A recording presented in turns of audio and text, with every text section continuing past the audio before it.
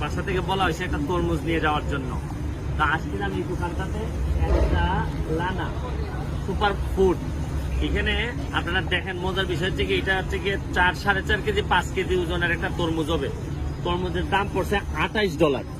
$28 মানে বাংলাদেশের প্রায় মনে হয় এখনের দামে তো প্রায় 3200 টাকা পড়বে। এই তরমুজের দাম 3200 টাকা। আগে এত টাকা ছিল না, এটা বাইরে কোথায় গেছে।